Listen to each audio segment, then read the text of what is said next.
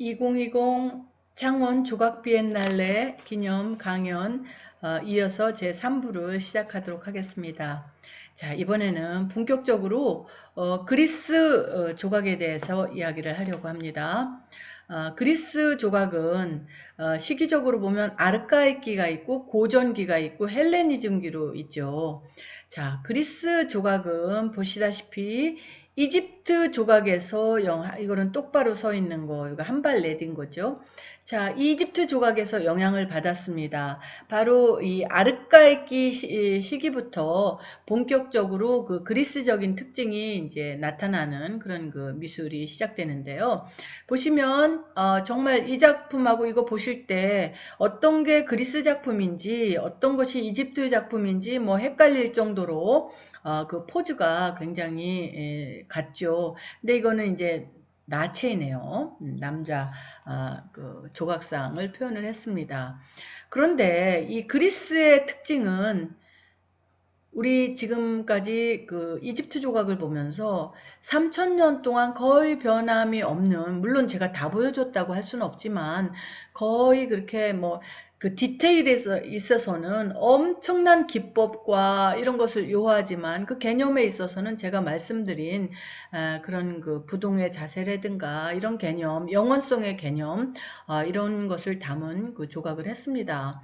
그런데 지금 이제 그리스 조각을 보면은 이거는 도무지 뭐 어떻게 이집트 조각이 3000년 동안 큰 변화가 없었다고 했는데 이거는 실제로 보면은 아르카익 조각은 BC 500년부터잖아요. 그러니까 이 조각이 아르카익 조각이고 여기에서 이 정확하게 연대입니다. BC 500년부터 여긴 잘못되어 있네요. BC 600년부터 BC 500년까지가 그러니까 100년에 거친 거죠. 이건 지금 오타예요. BC 600년부터 500년까지의 아르카이키가 요건데 그 이후로 이게 고전기로 오는데 이 600년에서 500년, 100년 사이의 미술 동안 이거는 3000년 지금부터 3000년 전이고 그쵸 이건 이제 5000년 전이라고 할 수 있고 4000년 전이라고 할 수도 있죠. 왜냐하면 서기로 거슬러 올라가면 그런데 이 아르카익 조각은 지금부터 이제 2500년 전이라고 할 수 있네요. BC. 자, 요 시기인데 100년 동안에 이렇게 변한 것입니다. 그리스 조각. 고전기. 요거 고전기죠. 자, 보시면 제가 약간의 이런 뭐 이런 스킬이라고 할까? 이런 것들이 좀 있는 것 같더라고요. 자, 보시면. 자, 아르카익 조각입니다. 이게 아르카익 조각. 어휴, 죄송해요. 이 아르카익 조각이 아니죠. 이집트 조각이에요. 이게 이집트 조각이. 그런데 이 그리스의 아르카익 조각이 이겁니다. 그리스 고전기 작품이 이거예요. 그리스 헬레니즘 작품이 이거예요. 그러니까 600년부터 330년이니까 불과 한 3, 400년 사이의 미술이 그리스 미술은 이런 그 3000년의 전통을 이어받은 이집트 조각에서 시작을 했지만 불과 300년 사이에 불과 100년 사이에 이렇게 변하고 이렇게 변한 것이죠. 그러니까 이 아까 말씀드린 대로 그리스 미술은 영원성이 아니라 이 현실성, 현세, 작가들의 시각 이거에 따라서 급변한 그런 그 미술을 보여주었다 할 수 있겠습니다. 자, 자 아르카이크 시대 때, 그 그리스 조각을 이제 여기 이렇게 제 책에 있는, 제 교과서에 있는 그 사진을 좀 찍었더니 상태가 좋지는 않네요. 자, 이렇게, 남성, 쿠로스 조각이라고 하죠. 한 발을 내디딘 모습이 영락없이, 이제 이거는 이집트 조각입니다. 이집트 조각에서 영향을 받은 것을 알 수 있습니다. 이거는 이제 여기가 뭐, 상했던 것 같아요. 네, 이제 뭐 손실이 된 거죠. 그러니까 이런 식으로 좀 이쁘진 않네요. 자, 이거는 아르카익 조각이라기보단 요거 두 개는 아르카익 조각이지만 요거는 초기 아르카익, 요거는 약간 그 후반기로 들어선 아르카이. 그래봤자 100년 차이죠. 요즘은 100년이 크지만 3000년이라는 이집트의 영원성을 생각하면 100년은 아주 짧은 시기라고 할 수 있죠. 자, 이것은 그 고전기 시대 때 작품입니다. 자, 그래서 그리스는 변화하는 작품이다. 이집트의 불변성과는 대비가 되죠.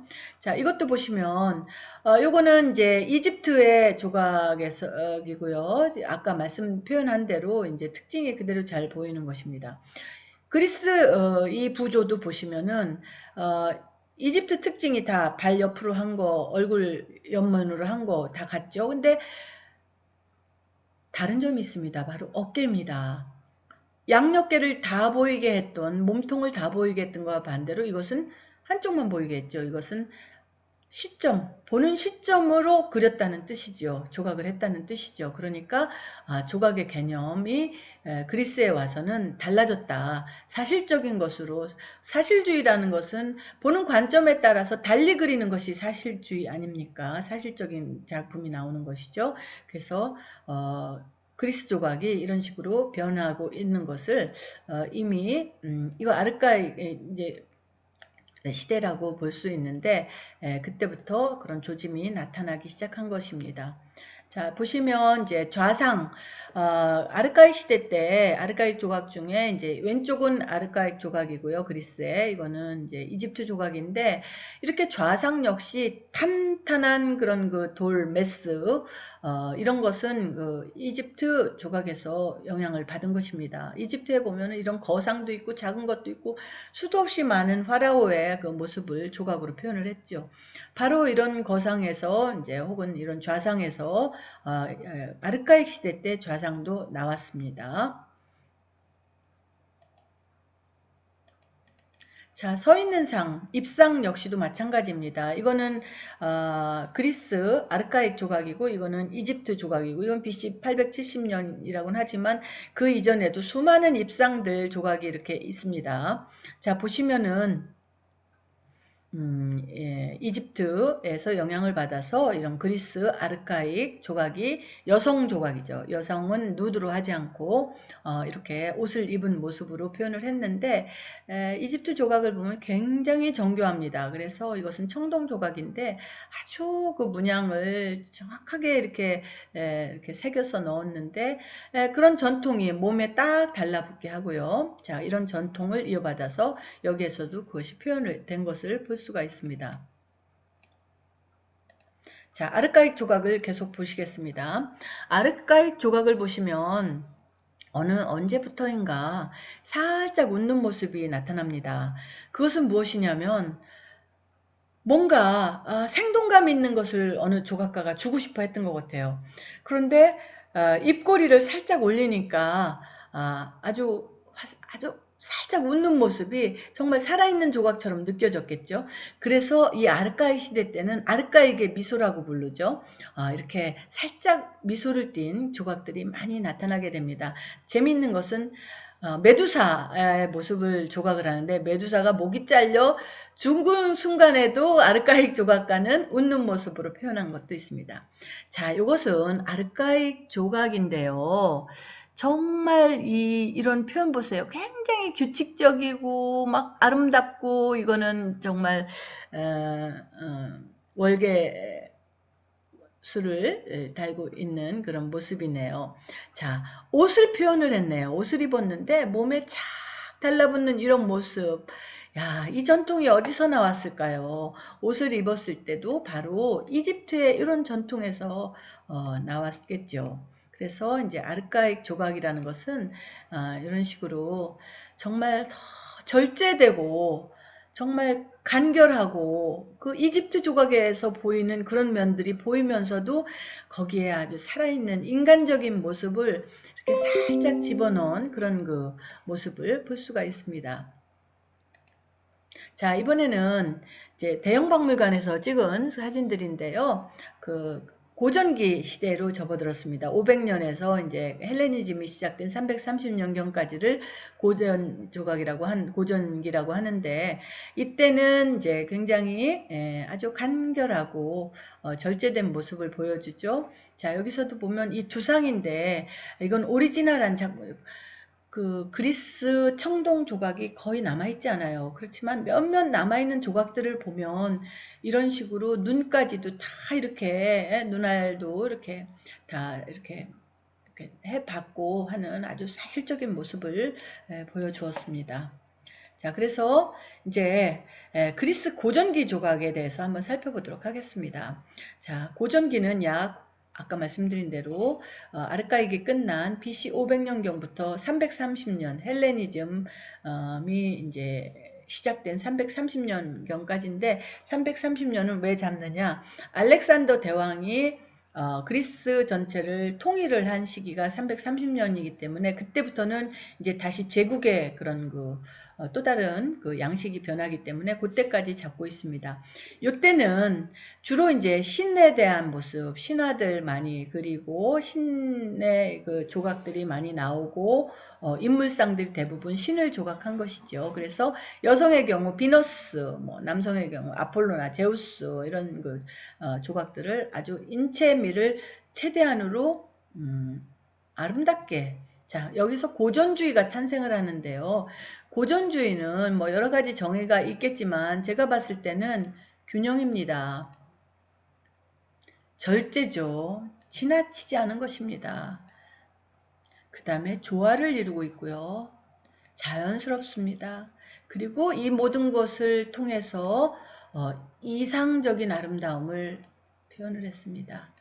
가장 인간이 아름답다고 생각하는 그런 그 비례를 인체에 있어서 예를 들어서 팔등신 얼굴도 눈과 눈 사이의 비례는 얼굴의 그 세로에 몇 분의 몇이 가장 이상적이다. 코는 얼굴에 어디에 있으면 좋고 몇 분의 몇이 가장 길이가 이상적이다. 뭐 이런 것들을 수치로 다 만들 정도로 정말 이상적인 그런 그 비례도 만들어냈습니다. 그래서 이제 이게 이 비너스라는 이 형상이 하나 나옴으로 해서 오늘날까지도 얼마나 많은 시대, 모든 시대의 그 조각가들이 예를 들어서 신고전주의의 카노바 보면은 이 비너스 조각을 하잖아요.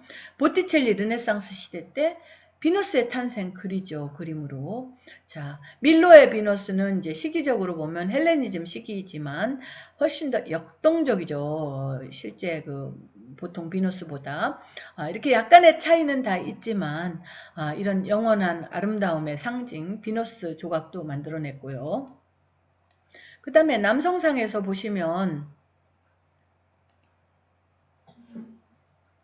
자, 이상적인 아름다움을 남성상에서도 만들었죠. 아까 서 있던 그런 그 아르카익 조각 기억나시죠? 한 발을 앞으로 디디고 있는 것을 살짝 이렇게 자연스럽게 해서 S자로 만들었습니다. 이것을 뭐라고 부르냐면 콘트라포스트라고 부릅니다. 콘트라포스트는 아주 조각에서 가장 중요한 개념 중에 하나죠. 콘트라포스트 제가 여기를 이렇게 콘트라포스트로 조각을 했습니다.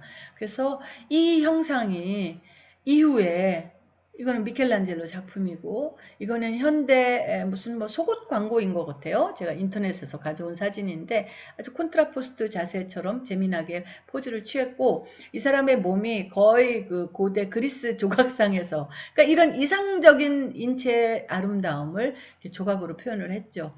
물론 이것은 이제 그 BC 5세기의 그 조각이지만 이 원작이 남아있지 않습니다. 그 원작은 남아있지 않고 이것을 수없이 많은 로마인들이 조각을 했어요. 그래서 이제 이런 조각들이 복제품을 통해서 이렇게 잘 남아있는 것입니다. 자, 그러면은 이제 이번 기본 개념에 대해서는 여러분들이 이거는 정말 고전주의는 어느 시대든 라파엘로도 이 고전 모든 시대의 고전주의는 바로 거의 도그마처럼 이 이상적인 아름다움을 찾아서 이런 그 표현을 했습니다. 자, 보시면 여기서 보시면 이 고전주의 조각이죠. 자, 절제되어 있지 않습니까?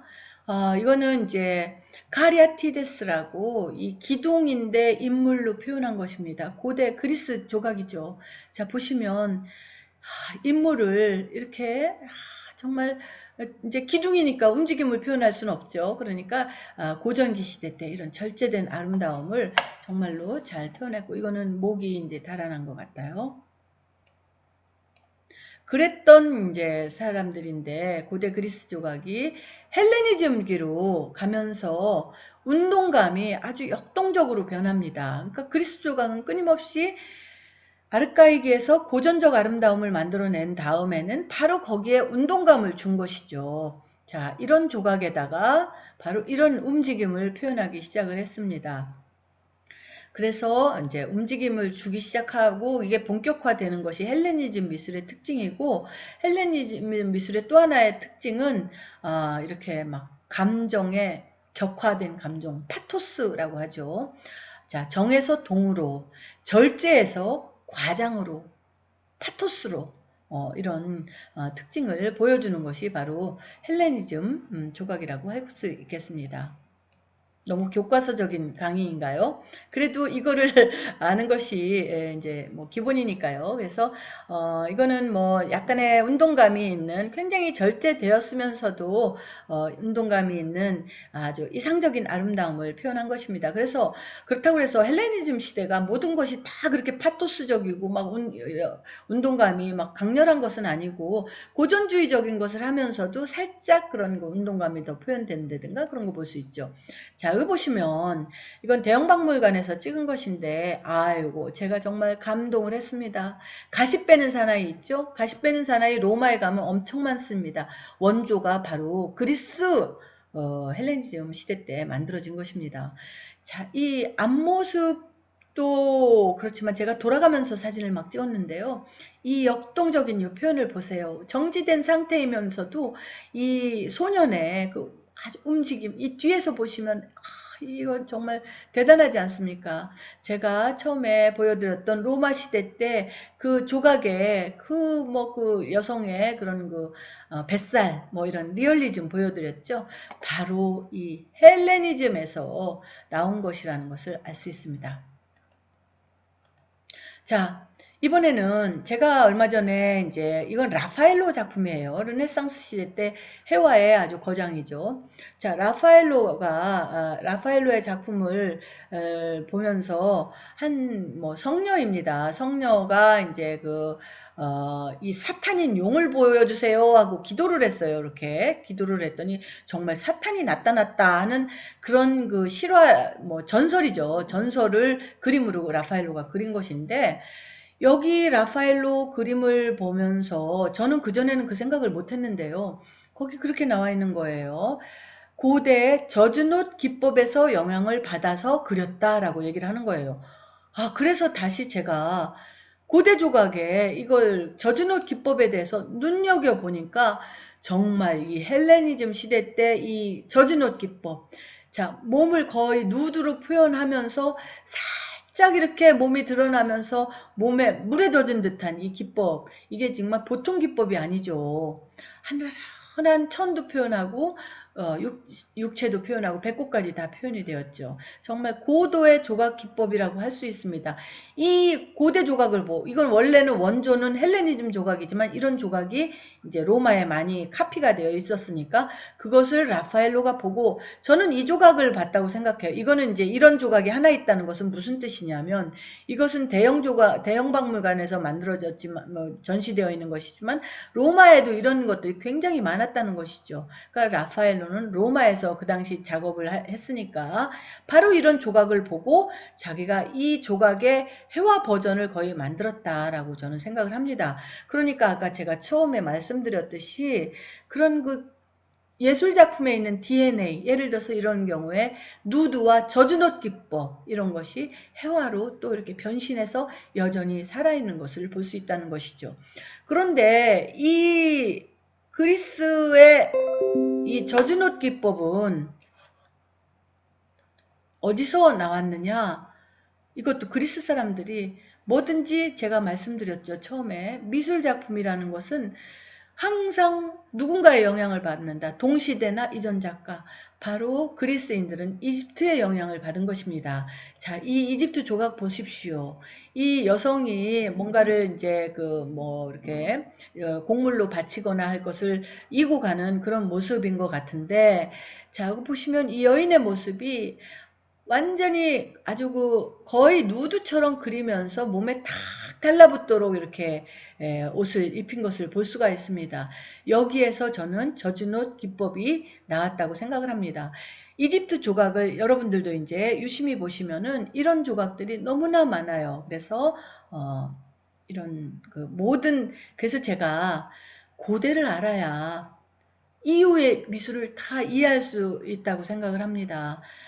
보통 현대미술 하는 작가들이 뭐 고대 거는 아우 이거는 뭐 구태의연해 보인다든가, 또 미술사를 하는 분들도 현대 쪽에 하는 분들이 또 이제 고대에는 좀 이렇게 잘 뭐 깊이 연구는 안 하지만 그래도 관심 있게 보면 바로 이런 걸 가지고서 데미안 허스트가 완전히 새로운 것을 만들어내는 것을 보셨죠. 현대미술로. 그래서 그 고대의 중요성이라는 건 정말 이루 말할 수가 없는 것입니다. 그래서 제가 그런 관점에서 그 이집트 조각을 다시 한번 그 젖은 옷 기법을 좀 생각하면서 봤더니 와, 이런 조각 뭐 있는 거예요. 그러니까 그 이집트 조각가들도 이 조각가, 예술가의 DNA가 있는 거죠. 예술가의 본성이 있는 거예요. 아무리 그 영원 불멸의 미술을 표현하는 그런 그 기조 있지만 거기에 자기 것을 보태는 그런 것이 왜 없겠습니까?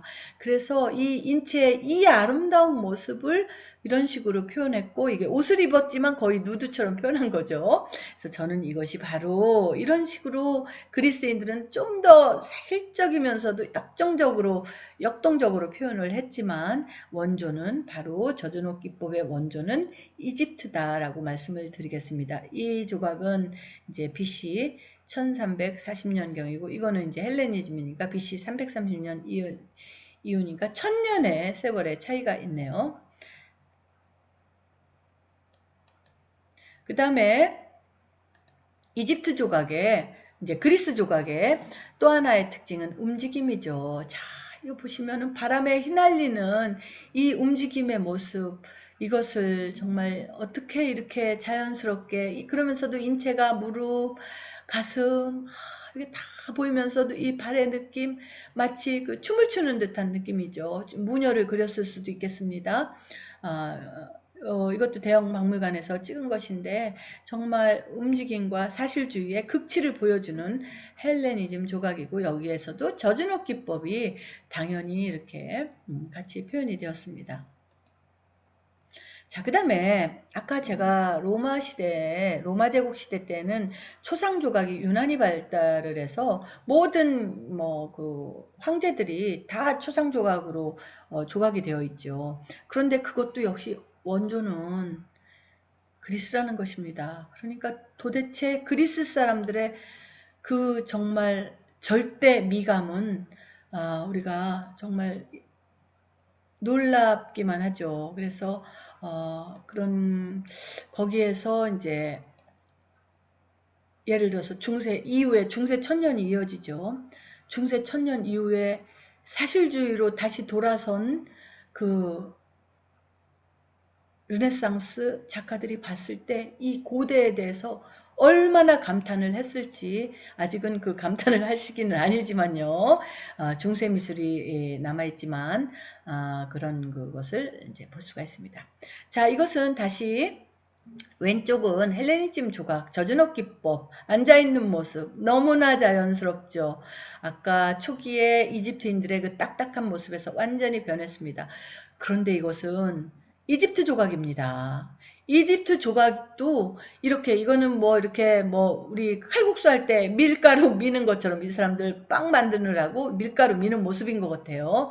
자, 일하는 모습도 이렇게 하녀가 일하는 모습도 나름 이렇게 역동적으로 재밌게 했어요. 그러니까 이집트 조각가들도 일상을 표현할 때는 이렇게 훨씬 더 사실적이고 자연스러운 모습으로도 표현을 했다는 것이죠.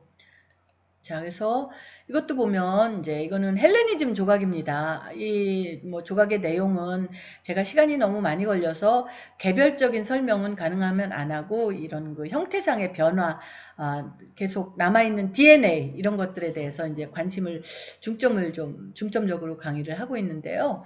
자, 보시면 예, 이 사람이 이제 어느 자기 나라가 정복이 되었다고 그래요. 그래서 적군들을 죽이고 가족들도 다 자기가 먼저 죽이고 자기가 자결하는 모습을 표현했다고 합니다.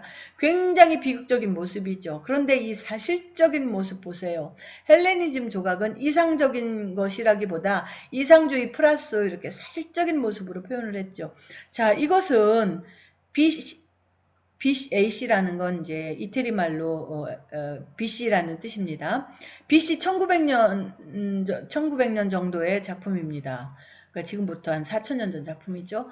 와, 이집트 조각에서도 이렇게 편안하게 아기에게 젖을 먹이고 있는 어머니의 모습 같은 것도 표현을 했습니다. 그래서 너무 일괄적으로 표현을 하는 것은 이집트 조각은 이렇다라고만 얘기하면 안 되고, 이집트 조각에도 일반 조각가들이 꿈꿀 수 있는 테크닉과 자세와 이런 것들이 정말 충만했으나 다만 이제 공식적인 조각에서는 그런 것이 표현이 안 됐다는 것을 말씀드리는 것이고요. 자, 이번에는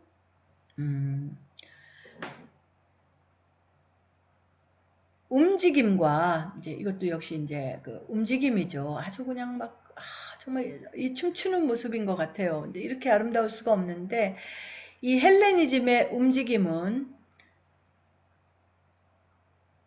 르네상스 이후에 바로크의 움직임과 저는 그 연상이 됩니다. 그래서 르네상스 조각이 다비드 같은 것이 고전주의 조각이었다면 이후에 오는 바로크, 그러니까 17세기죠. 1600년대 베르니로 상징되는 이 바로크 조각은 바로 헬레니즘적이다 하는 그 움직임을 표현하고 정말 고도의 그 조각의 테크닉을 표현을 하고 그런 면에서 헬레니즘 조각이 연상이 됩니다.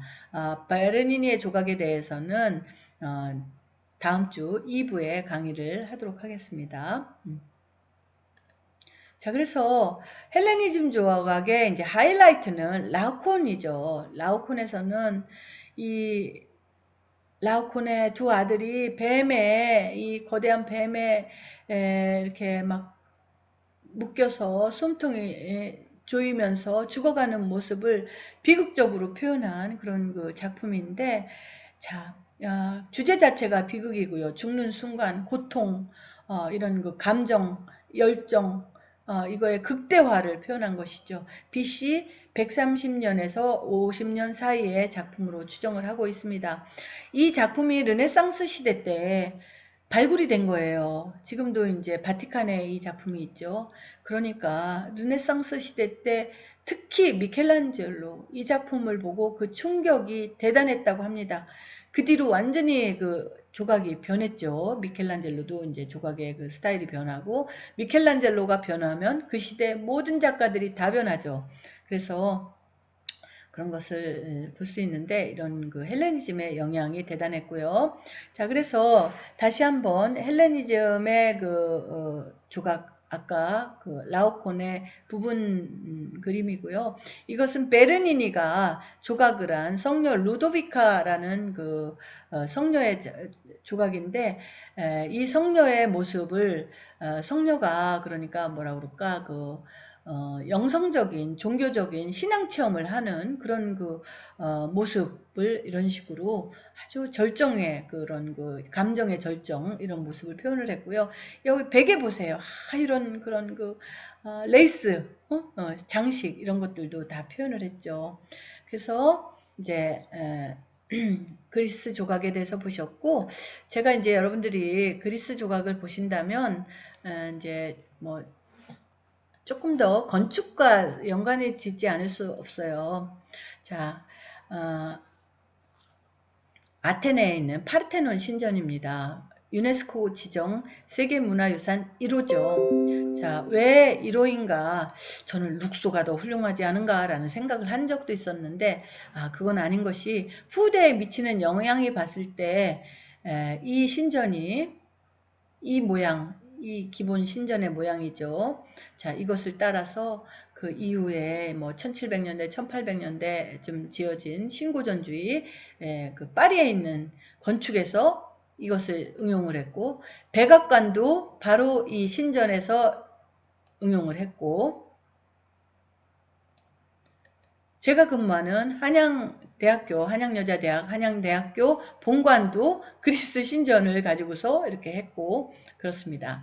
그래서 제가 이제 대형박물관에 가면은 파르테논 신전에 있는 이 조각들을 다 떼어다가 대형박물관에 놨죠. 그래서 아마도 돈을 안 받는 것 같아요. 영국에는 박물관에서 이제 무료 입장인 곳이 많죠. 자, 연대는 BC 447년에 이제 기공을 해서, 이거는 좀 잘못되지 않았나, 뭐 제가 자료 찾은 것인데 너무 짧은 것 같아요. 그래서 이제 이 시기에 이제 제작을 했다고 하는데, 고전주의 건축의 완성이죠. 그래서 아까 말씀드린 대로 조화, 균형, 비례 이런 것들이 절정에 이르러서 후대에 깊은 영향을 줬고, 자, 여러분들이 여기서 이 조각들이 어디에 있었는 것이냐, 바로 이 신전에 있었던 것이라는 것이죠. 예를 들어서 이런 조각은 요렇게 요 부분이죠. 이런 식으로 여기에 맞게 여기 점점 위에는 이제 서 있는 모습이겠죠. 이렇게 조각을 했고, 이것을 페디먼트라고 부릅니다. 이 부분을. 그 다음에 메토프, 이거는 메토프 조각인데요. 메토프라는 것은 요 바로 밑에 있는 여기 세 개의 작은 기둥 사이에 있는 요런 부분입니다. 요 부분. 자, 여기를 다 이런 부조로 조각을 한 거고, 프리즈는 원래는 여기 전체를 프리즈라고 하는데, 이쪽 부분에 이제 이렇게 다 부조로 해서 조각을 했습니다. 그런 것들을 지금 현재 대형박물관에 전시를 다 하고 있는 것이죠. 그래서 이 작품들을 실제로 보시면 정말 고전주의 조각이죠, 다. 그런 수많은 말과 수백 마리의 말과 여기에 전투하는 장면 이런 것을 아주 역동적으로, 이거 사실 보세요. 정말 이런 심줄까지 다 표현한 그런 사실주의 조각의 진수를 볼 수가 있습니다. 자, 그래서 보시면은 이거는 이집트 조각인데 아주 정적이죠. 그런데도 굉장히 재밌게 곡물 바치는 표현입니다. 그 다음에 이것은 이제 그리스 조각의 정말 역동적이고 사실적인 면을 보여주는 그런 것이라고 할 수 있겠습니다. 그래서 가서 한번 보시면 너무나 정말 이루 말할 수가 없죠. 이런 조각에 인간이 어떻게 아르카익 100년 만에 이런 기법과 개념에 도달할 수 있는지, 그리스인들의 절대 미감에 대해서는 정말로 감탄을 할 정도입니다. 그래서 이런 것도 보시면은 뭐 제가 정확하게 무엇을 표현했는지는 모르겠어요. 서로 싸우는 장면 같기도 하고 뭐 잘 모르겠는데, 어쨌든 이 표현들이 너무나 아름답고 이런 기법들이 정말 너무나 마치 레오나르도 다빈치의 스푸마토 기법을 보듯이 아주 이렇게 부드럽고 이런 것들을 볼 수가 있었습니다. 그러면 여기서 이제 3부 강의를 통해서 그리스 조각에 대해서 이제 제가 살펴봤고요. 사실은 제가 3부로 마감을 할 수 있으리라고 생각을 했는데, 자료들이 제가 너무 많이 준비를 한 것 같아요.